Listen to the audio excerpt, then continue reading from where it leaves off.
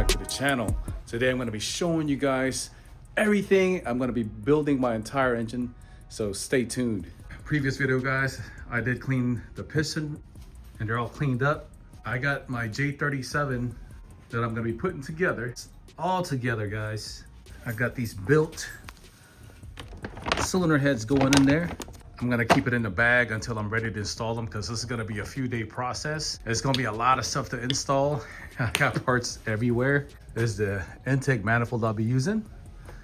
I'm gonna pull them out the bag yet, but these are not the dual VTEC setup. This is the single VTEC, and these heads are off of a 2007 Acura MDX. I'll pull them off the junkyard. I didn't videotape it, but here you have it. And what's cool is these heads are fully built, and what's awesome is they are ported by S&P Performance. And then I had P2R install the stage 2 HLP cams and Forever valve guides with SuperTech springs and retainers. It's gonna be sick, man. I'm also gonna be using the Holley manifold. So also I ended up getting the Spawn radiator, and then I also got the USR headlights, and I got splitters to install. So I got all kinds of stuff to put this car together. Went out and ordered these from my local Acura dealers. Let's go ahead and take it out. Yeah. I'm gonna put this one on first. And it closes. This opening is gonna go right here, right across from the pink.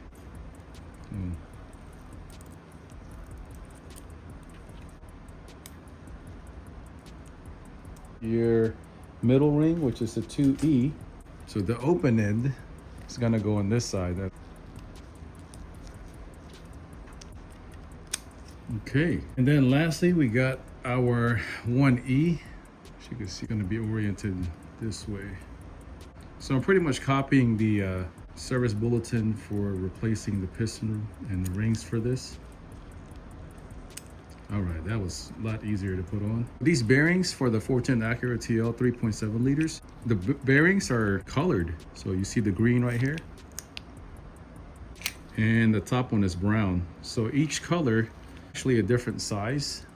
With 140,000 miles on the motor and the colors are still there, that's pretty awesome. This here is green, so this is the new one.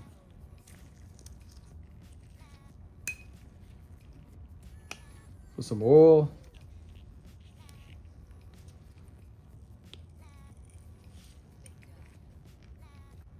I'm gonna pop them out.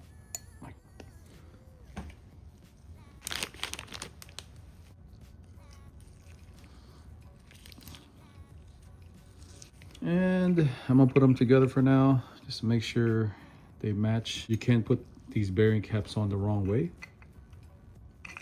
Yeah, as you can see, this side won't match. All right, now I'm gonna do this for the rest of them. I didn't like that line, so that's why I got a new one.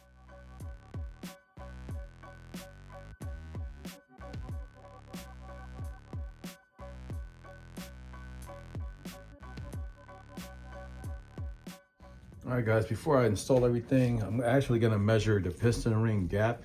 So let's start off with the top ring. Put it in here. Take my old J37A piston. I took off the top and second ring and left the old ring in here. So I'm gonna put it in here and make sure it's squared. Pretty square, I believe. Yep. For a new ring, maximum of 16 thousandths. I think I was able to fit in a 17 thousandths in here. Yep, 17 thousandths went in there pretty easily. I'm cool with that. All right, the second ring.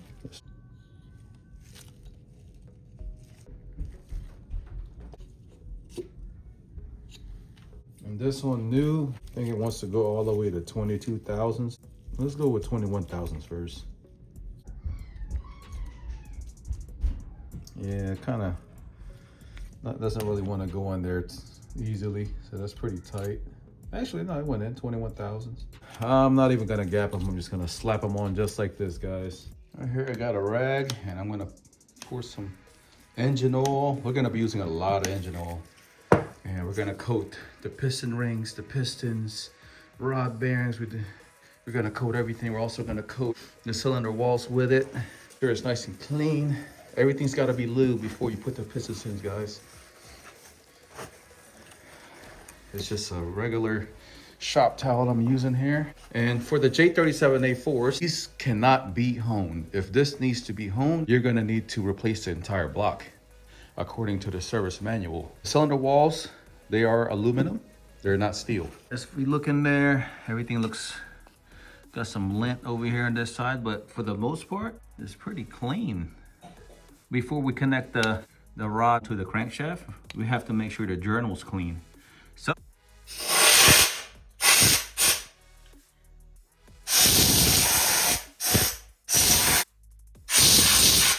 it's time to install the pistons. I was gonna upgrade the rod, but I decided not to. Also, the ring gap, I'm not gonna ring gap it. I feel like it's not needed. And being that it's aluminum cylinders, cannot upgrade the pistons on this.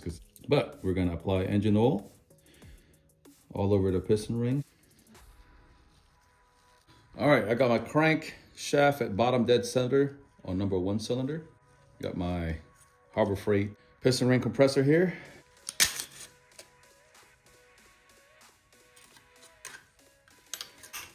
This thing is pretty neat. Slide it in there. In my opinion. Oh, yes, it went in. Now we're gonna flip the engine over and we're gonna do the crank bearing.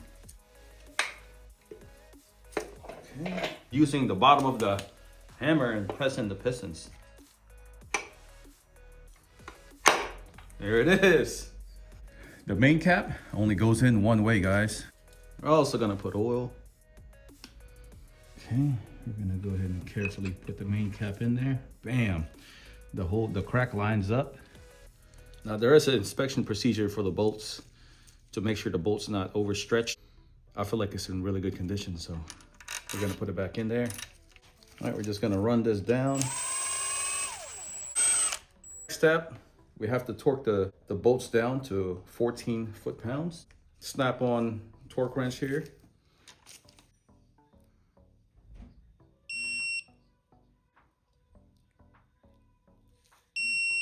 14. Now we have to do an angle torque on this thing. I have this tool right here, torque angle gauge. What we're gonna do is we're gonna go from 0 just to 90 degrees on both of the bolts. We're not gonna use this, but I'm just showing you guys. But since we got the snap on, we're gonna use the snap. So there you go, set to 90 degrees. All right, let's go 90 degrees.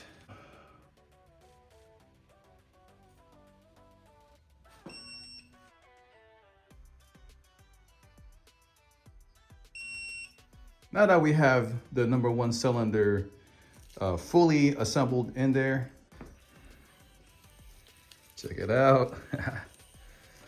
All right, now we have to repeat the process, the same exact process for the rest of the cylinder. Go 5 more to go.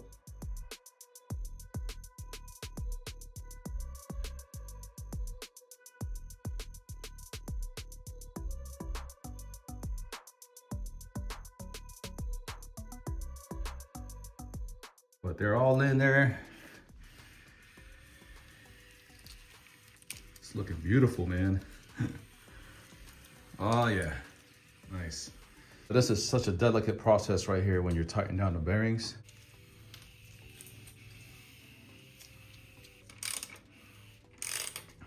Looking good. Okay, let's go ahead and take the oil pump off and make sure that's nice and resealed.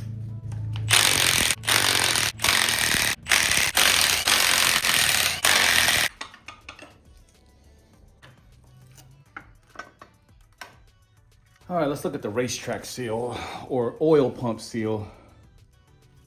And this oil pump seal looks like it's old. One of the viewers said something about this oil seal right here. I've never taken this out ever.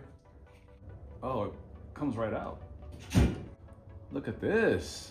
Wow. Screen on there, and it's got these 2 O-rings. These O-rings looks kind of old. Razor blade and some Scotch Brite pad.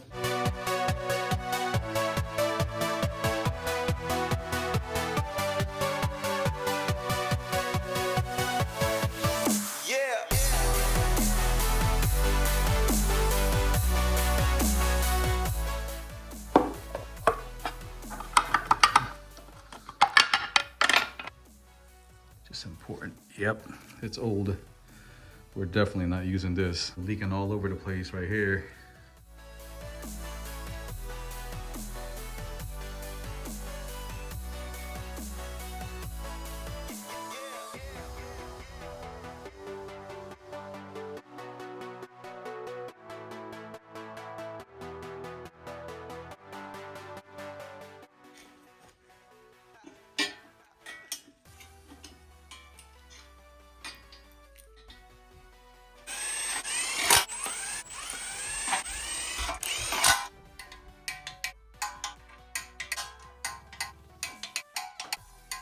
All brand new seals from Honda, guys.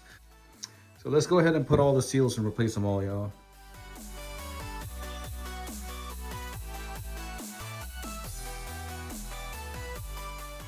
Got new ones. That's gonna be nice. Never done this before, ever. I'm glad I replaced it. Look, it instantly broke when I was removing it. All right, and then install it back on.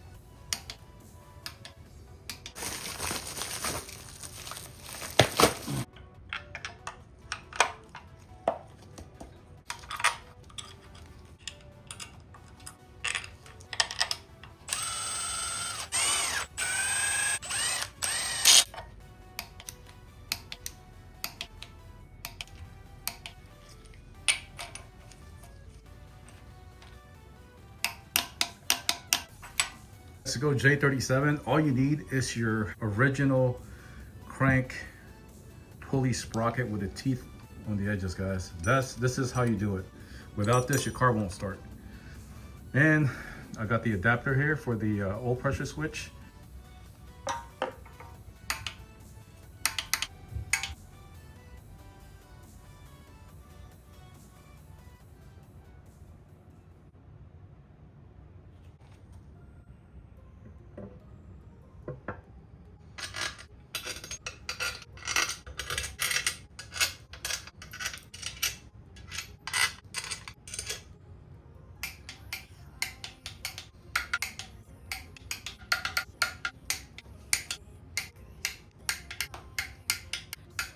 The old pan is all in.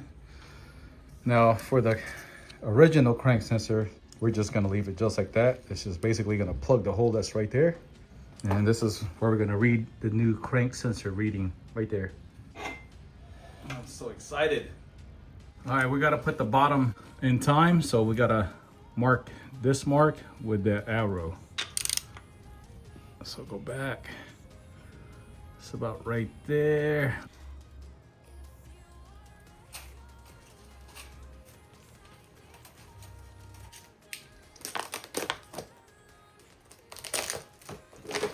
Oh, that's heavy.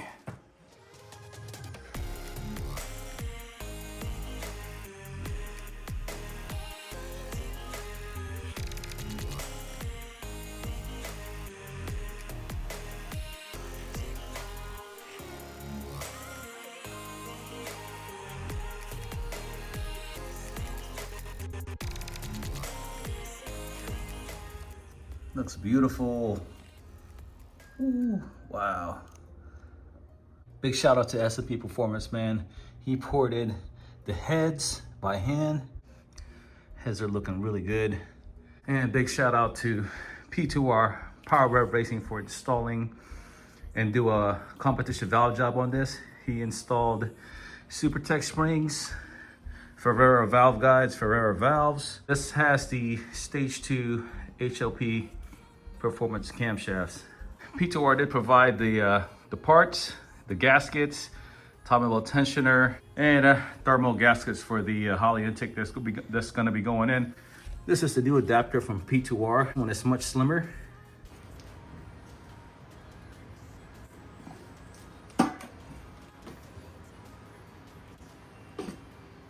Let's go ahead and install our P2R CNC runners onto the S&P ported heads. It's kind of cool because these heads are like a hybrid. So when putting in your cylinder head bolts, you want to oil them down. Whole thing, guys, the threads and everything. Oil everything down, guys. So the head bolts I'm going to be using is a J37A4 head bolts. Let's go ahead and drop them all in. They're all nicely oiled because when you're torquing this thing down, you want a nice and smooth action. If any bolt makes a noise when you're torquing it down, you have to back it off and repeat the process. So first step into torquing it is to 22 foot-pounds, but in a sequence. There's a sequence right there. We're on the rear head right now, but we're just gonna run the bolts down first.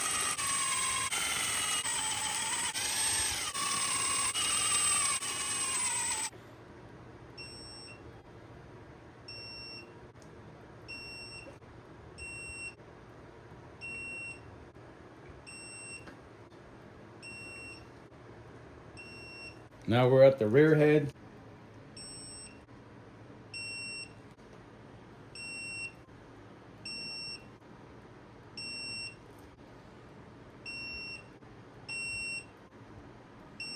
So the next step after torquing all these down to 22 foot-pounds, the next step is to do a two-step process of torquing these down 90 degree first step, and the second step another 90 degree.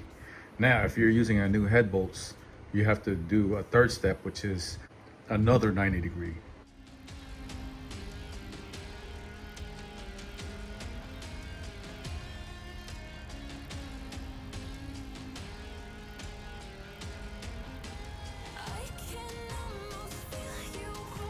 We got our P2R Neochrome timing belt tensioner. This thing looks so cool. I'm getting rid of the OEM hydraulic tensioner that always freaking leaks. So this thing is just all mechanical. So this is gonna be nice. We have our, comes with a sticker. So this Gates Blue timing belt, guys. This is actually stronger than OEM, and it's good for high RPM.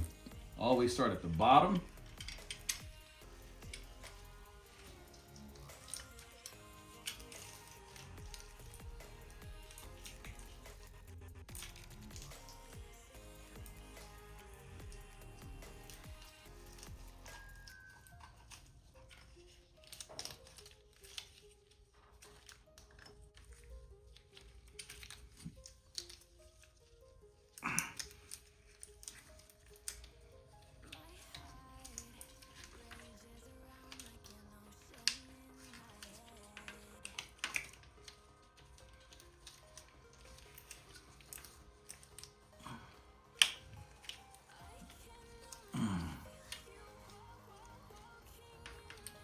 All right, the tension is tight here, tight, and it's tight. And this is where we want it loose. Tighten this down 12 Newton meters. For the tensioning part, I think I'm gonna go all the way down.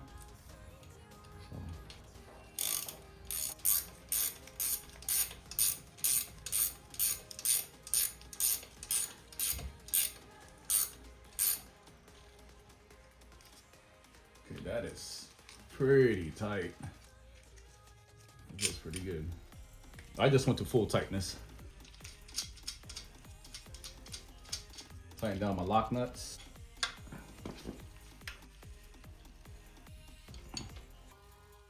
Okay, awesome. Before we go to the next step, we gotta turn the engine, make sure the timing is proper. So what I like to use is a small axle nut and a crank bolt. Then we'll turn the engine.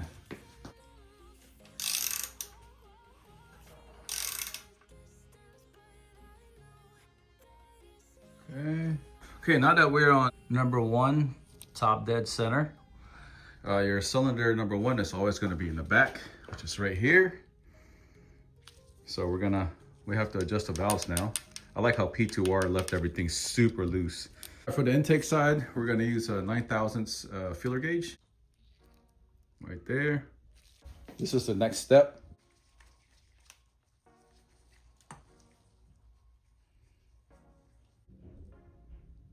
I like that right there. I don't want it to grab. I just want it to barely grab. That feels pretty good right there. I'm gonna go ahead and tighten that up. Okay.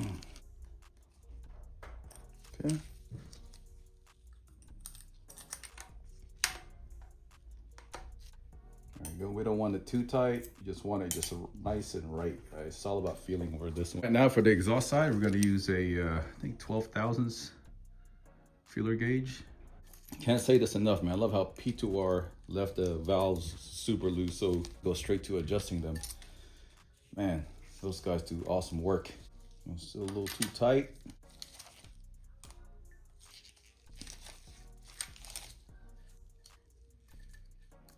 Okay, last exhaust valve.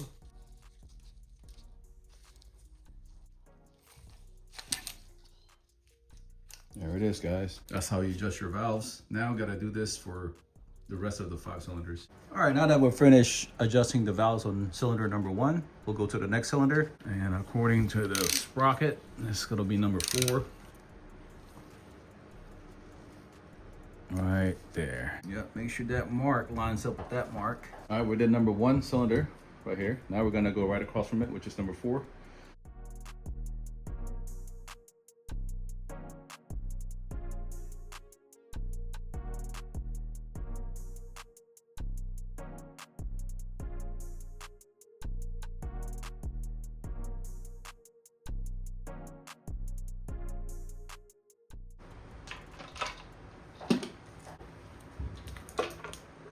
For spark plugs, I'm going to be putting in the OEM Denzos for the J37A4 heads.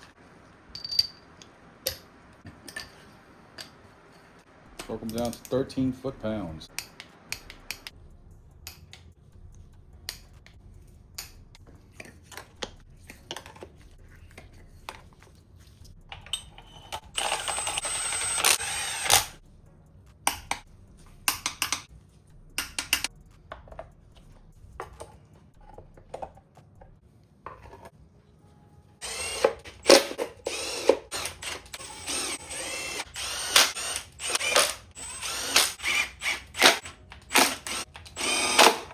To run the Holley EFI intake manifold, we're gonna have to run these.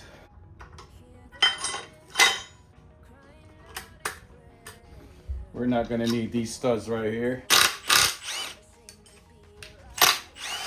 Okay.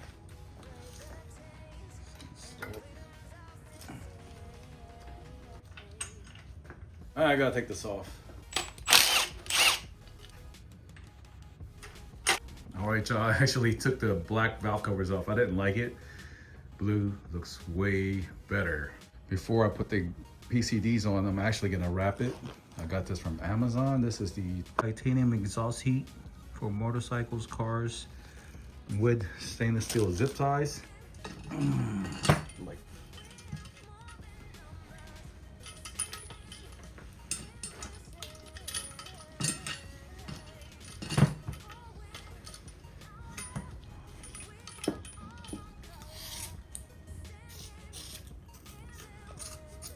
get everywhere, man.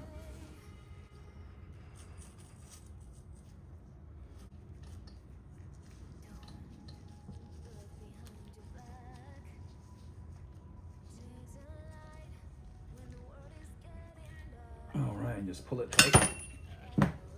That, ladies and gentlemen, is how you wrap the pre-cap deletes. I think that looks really good. Yeah, buddy. All right, time to install the coolant bypass stuff, guys. And this one's off the 3rd gen TL.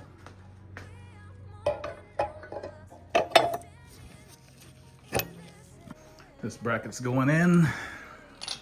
It's time to take the engine off the engine stand and put it on the crane. Also, I'm gonna be using the the original J35A4 crankshaft pulley. I got my Clutch Master 250 installed with a lightweight flywheel.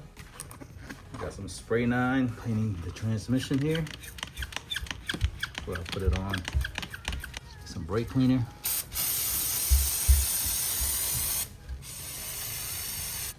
Everything's all cleaned up. And I'm putting brand new urea grease from Honda. Everything's nice and smooth now. And clean. Oh yeah. Last thing to do is mount the transmission onto the engine, y'all.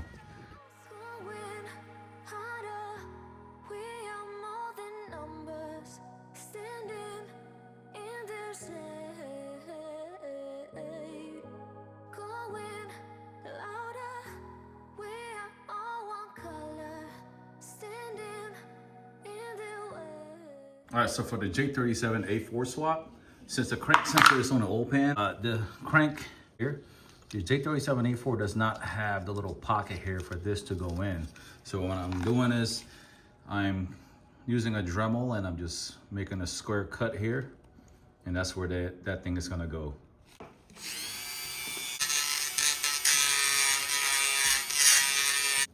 There it is, I see that.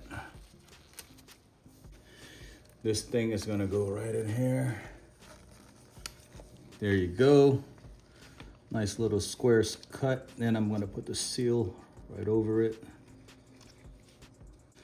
So the cut I made is right under the timing belt tensioner where it goes. So all my bolts are in. There it is. Perfect, man. The P2R tensioner looks like it's a bit smaller. So there's like a nice little hole here.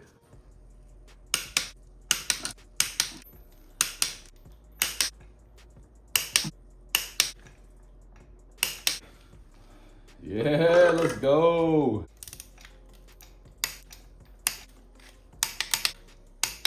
Immediate shaft. 58 foot-pounds. Oh.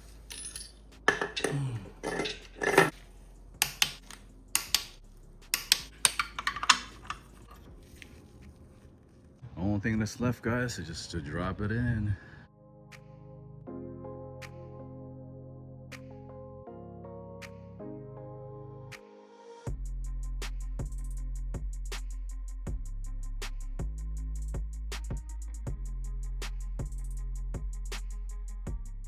All right, we're almost there. I didn't film installing this. It's very simple.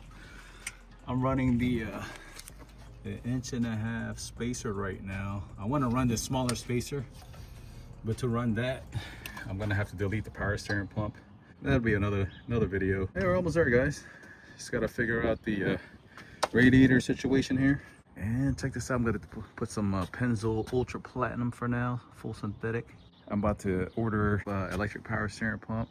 So I'm gonna delete this one because I wanna run a smaller spacer. I had to put the big spacer on there to clear the power steering pump. So anyways, that's gonna be deleted. That'll be another video. Check that out.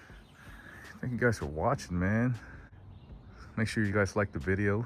Subscribe if you haven't. And I'll see y'all next time.